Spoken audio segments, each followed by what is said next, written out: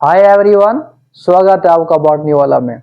आज हम डिस्कस करेंगे बायो एनर्जेटिक्स। ये हम क्लास 9th की लेवल के ऊपर इसको हम डिस्कस करेंगे। अगर हम बात करें बायो एनर्जेटिक्स की तो एक्चुअली ये एक ब्रांच है बायोलॉजी की, जिसमें हम स्टडी करते हैं ट्रांसफॉर्मेशन ऑफ एनर्जी।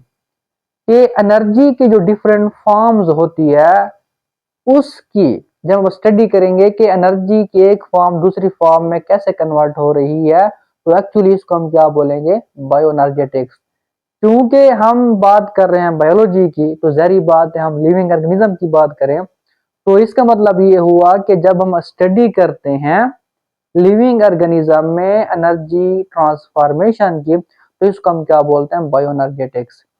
ये जो बायो एनर्जेटिक्स है एक्चुअली ट्रांसफॉर्मेशन है एनर्जी का एक फॉर्म से दूसरी फॉर्म में।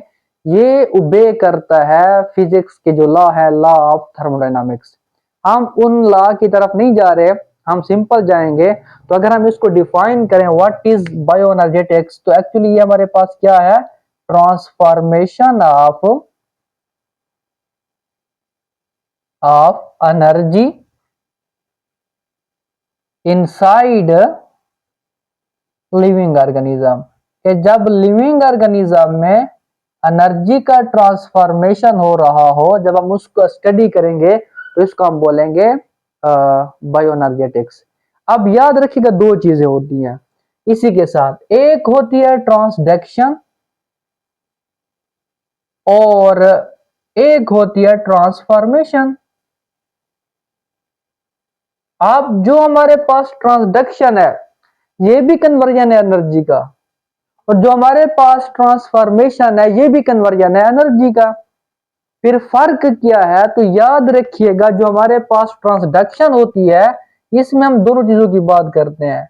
इसमें हम लिविंग की भी बात करेंगे और इसमें हम नॉन लिविंग की भी बात करेंगे। तो इसका मतलब ये हुआ कि ट्रांसडक्शन जो ये एक ब्रॉड टर्म है, चाहे कन्वर्जन हो रहा हो एनर्जी का लिविंग में या नॉन लिविंग में, तो इस कन्वर्जन ऑफ एनर्जी को हम क्या बोलेंगे, ट्रांसडक्शन।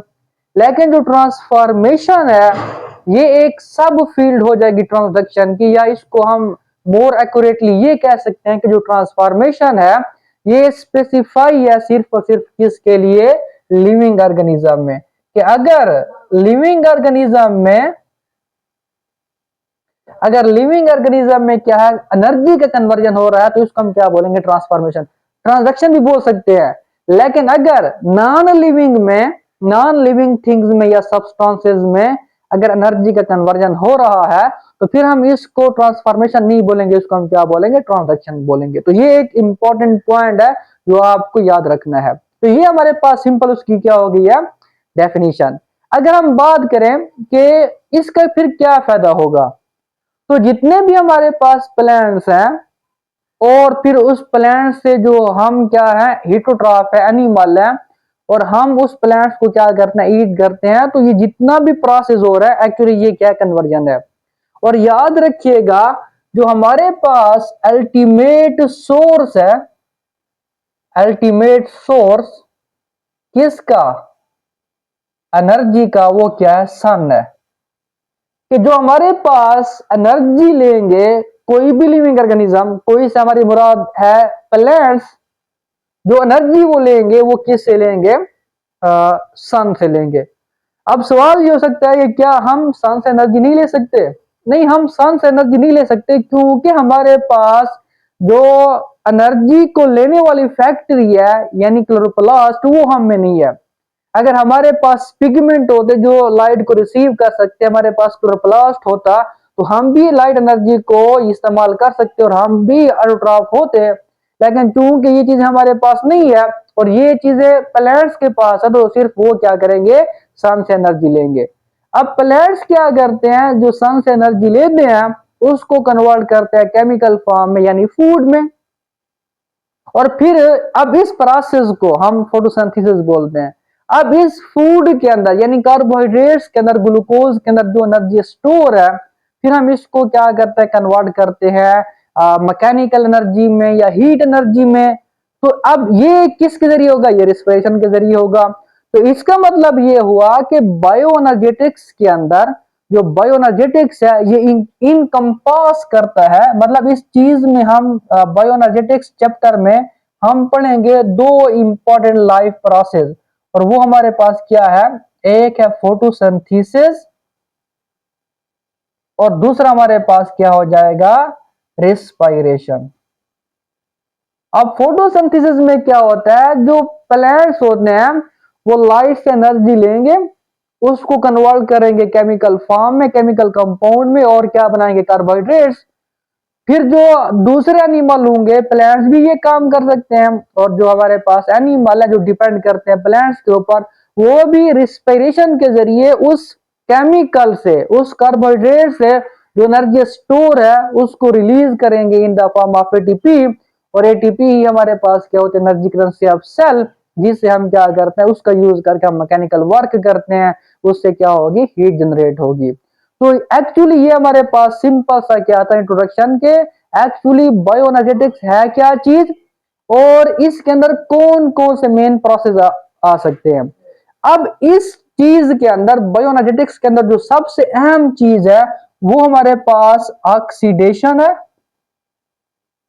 ऑक्सीडेशन, और इसके साथ हमारे पास क्या है, रिडक्शन। ये इंपॉर्टेंट प्रोसेस है।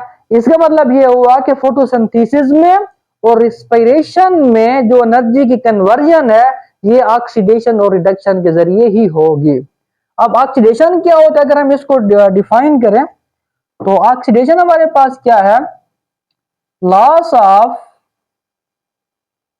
ऑफ इलेक्ट्रॉन, या इसको हम क्या बोल सकते हैं, लॉस ऑफ हाइड्रोजन। तो इसको हम क्या बोलेंगे, ऑक्सीडेशन।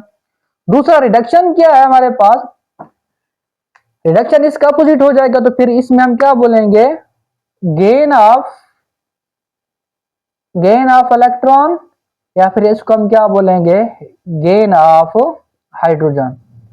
तो ये दो इंपॉर्टेंट रिएक्शन होंगे, इंपॉर्टेंट केमिकल रिएक्शन है जो हेल्प करते हैं एनर्जी की कन्वर्जन में इन लिविंग ऑर्गेनिज्म, और यही बेस बनता है किसकी, बायोएनर्जेटिक्स की। अब अगर ये दोनों प्रोसेस ऑक्सीडेशन और रिडक्शन सेम टाइम में हो रहे हैं, और जारी बात है होंगे सेम टाइम में, क्योंकि अगर एक चीज इलेक्ट्रॉन को लॉस करेगी तो जारी बात है कोई तो उसको गेन करने वाला होगा। तो अगर एक चीज ऑक्सीडाइज हो रही है, एक चीज की ऑक्सीडेशन हो रही है, तो दूसरी की क्या हो रही है, रिडक्शन हो रही है। तो अगर ये दोनों प्रोसेस एट अ टाइम हो रहे हैं, सेम वक्त में हो रहे हैं, तो फिर इसको हम कंबाइनली क्या बोलते हैं, रिडॉक्स रिएक्शन, रिडॉक्स रिएक्शन। तो इन दोनों का हम क्या बोलेंगे, तो रिडॉक्स रिएक्शन ही बेस बनाती है किसकी, बायोएनर्जेटिक्स की, कन्वर्जन ऑफ एनर्जी की।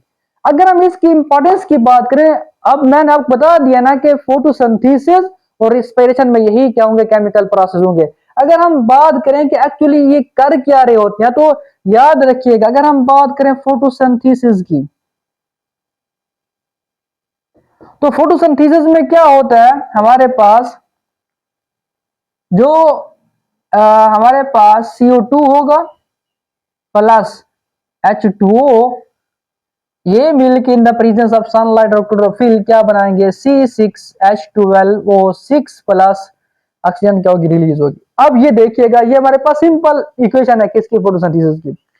अब इसमें जो H2O है और CO2 है ये कंबाइन नहीं हो रहे, याद रखिएगा। अब पहली बात आपने ये याद रखनी है कि इसमें जो वाटर है इसकी क्या होगी, ऑक्सीडेशन फोटोसिंथेसिस में, और CO2 की क्या होगी, रिडक्शन। एक बात आपने ये याद रखनी है। और ऐसा नहीं है कि ये कंबाइनली काम कर रहे होंगे, जैसे हमने केमिकल रिएक्शन में शो करवा दिया, नो। जो हमारे पास H2O है ये इस्तेमाल होता है लाइट रिएक्शन में, और CO2 को हम कहां रिड्यूस करते हैं, डार्क रिएक्शन में। ये दो अलग अलग प्रोसेस हैं। लाइट रिएक्शन कहां हो रहा है, क्लोरोप्लास्ट के थैलाकाइड के मेम्ब्रेन के अंदर। डार्क रिएक्शन कहां हो रहा है, क्लोरोप्लास्ट के स्ट्रोमा के अंदर। तो ये दो अलग अलग चीज है। अब ये देखिए, इसमें ऑक्सीडेशन भी हो रही है और क्या हो रही है, रिडक्शन भी हो रही है। अगर ऑक्सीडेशन रिडक्शन यानी रिडॉक्स रिएक्शन ना होते तो कभी भी प्लांट जो है वो फूड ग्लूकोज ना बना सकते। तो ये इंपॉर्टेंस है ऑक्सीडेशन रिडक्शन रिएक्शन की। अगर हम बात करें फोटोसिंथेसिस की और सॉरी रिस्पिरेशन की, तो रिस्पिरेशन में क्या होगा, रिस्पिरेशन में क्या होता है कि जो हमने फूड बनाई है C6H12O6 जो ग्लूकोज बनाया है, ऑक्सीजन की मौजूदगी में हम इसको क्या करेंगे, ऑक्सीडाइज करेंगे ग्लूकोज को, और बदले में हमें क्या मिलेगा, H2O प्लस CO2 और प्लस ATP। अब ये हमारे पास सिंपल क्या है, इक्वेशन है किसकी, हमारे पास रेस्पिरेशन की। अब इसमें जो है ग्लूकोज की क्या हो रही है, ग्लूकोज ऑक्सीडाइज हो रहा है, ऑक्सीडेशन हो रही है, और इससे जो इलेक्ट्रॉन निकलेंगे, ये जो लॉस करेगा इलेक्ट्रॉन, तो वो लेने वाला कौन है, आप लोगों ने अगर पढ़ा है तो इलेक्ट्रॉन ट्रांसपोर्ट चेन में जो डिफरेंट कॉम्प्लेक्सेस से इलेक्ट्रॉन गुजरते तो आखिर में लेने वाला कौन होता है, ऑक्सीजन होता है। तो अगर ऑक्सीजन इलेक्ट्रॉन ले रहा है, गेन ऑफ इलेक्ट्रॉन, तो इसका मतलब यह है कि जो ऑक्सीजन है इसमें क्या हो रही है, इसकी रिडक्शन हो रही है। अब अगर ये ना होते ऑक्सीडेशन और रिडक्शन, तो आपकी जो फूड है वो कभी भी ब्रेक ना हो सकती और कभी भी आपके पास एटीपी ना बन सकती। तो ये है इंपॉर्टेंस ऑफ ऑक्सीडेशन रिडक्शन, इसको दूसरे अल्फाज में आप क्या कह सकते हैं, रिडॉक्स रिएक्शन। तो इसका मतलब यह है कि अगर हम समरी बयान करें importance of oxidation reduction reaction की, तो पहला ये है कि ये हेल्प इन मेटाबॉलिज्म। नंबर 2 हम ये कह सकते हैं कि हेल्प इन ऑक्सीडेशन। नंबर 3 हम ये कह सकते हैं कि हेल्प इन रिडक्शन। नंबर 4 हम ये कह सकते हैं कि help in the formation of ATP. Number 5 हम ये कह सकते हैं कि help in the breakdown of glucose. तो ये आप ये सारे पॉइंट्स लिख सकते हैं। तो ये हमारे पास क्या था, importance of oxidation reduction reaction.